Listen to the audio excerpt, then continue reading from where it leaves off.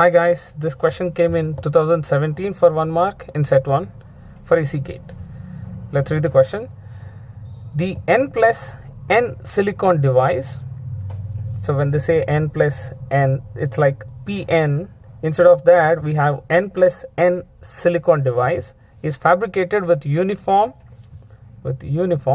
and non-degenerate donor doping. Non-degenerate means we can still use those formulas for EF minus EI, EI minus EF kind of, which means in non-degenerate semiconductors, the Boltzmann approximation is used. This is just for information. Okay, non-degenerate donor doping concentrations of ND1 is given. ND1 is on the left side, which is highly doped compared to right side one. So ND2 is 1 times 10 power 15 per centimeter cube, corresponding to the N plus and N regions respectively. At the operational temperature, whatever it might be, okay, assume complete impurity ionization. Okay, even this is like whatever is the doping, all the dopant atoms have ionized at the given temperature. So ND plus is equal to ND, that's what we're going to use. Okay, so KT by Q is equal to 25 millivolts. The intrinsic carrier concentration is given. What is the magnitude of the built-in potential of this device? But if you see here, this is not like the PN junction, it is slightly different. Okay, let's see how this is. So if we take a N plus material and N material, the energy band gap would be EC, EV, and we'll have for reference EI always. Okay, as it is N plus, the EF would be very close to the EC, whereas in N region, I'll take the same, EI is for reference, which is in the mid of the energy band gap, EV, this is EC. Now EF will not be as close to EC as in N plus case. So now when we form a junction with these two materials, of course this is not how we actually do, this is hypothetically, let's add them. So when we actually combine them, and if they are in equilibrium, okay, when they are in equilibrium, then the Fermi energy level throughout the semiconductor N plus and N should be constant, because there should not be any net current flow in equilibrium. So I am drawing first the Fermi energy level throughout the semiconductor, okay, EF, and then I am going to draw EC on N side, which will be a bit far away compared to this one.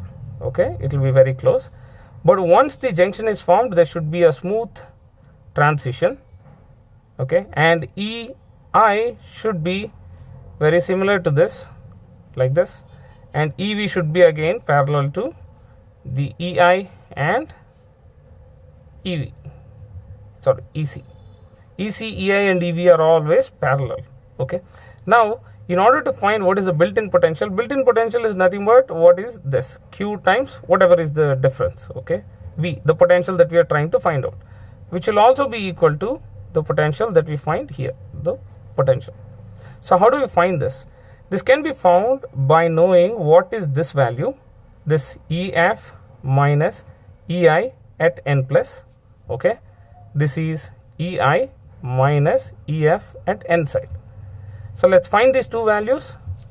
This is EF minus EI of N plus. This value is given by KT ln of the carrier concentration on this side, which is 10 power 18 divided by Ni. So N by Ni. Ni is 10 power 10. So we can write this as KT ln of 10 power 8. Okay, for this is for N plus case. Now what is it for N case? So EF minus EI of N is equal to, that is this difference, that's nothing but this difference. Okay, this is KT ln of 10 power, doping on this side is 15, 10 power 15 over 10 power 10. So this can be written as KT ln of 10 power 5. Okay, now we need to subtract these two. So this is, let's say, number 1, this is 2, 1 minus 2 can be written as kT ln of, so we have 10 power 8 minus 10 power 5. We can write it as 10 power 8 over 10 power 5, which is 10 power 3. Now we are supposed to find potential. So potential is, so Q times V is equal to Q times this quantity, right? This subtraction 1 minus 2.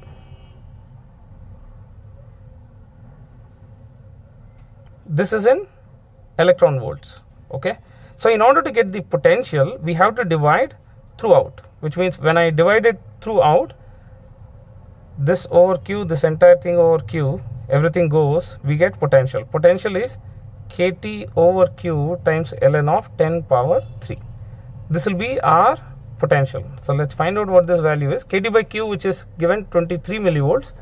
So 23 millivolts times ln of 10 power 3.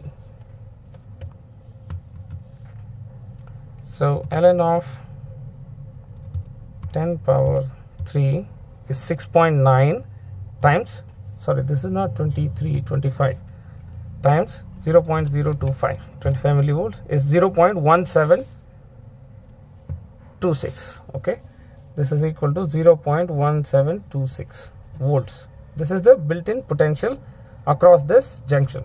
So the option is option D. So I've taken in fact a detailed explanation for just a 1 mark question, because this is something new that hasn't come before 2017. Okay, and in fact in general this kind of junctions are not even discussed in theory, hence I've taken much time to describe this.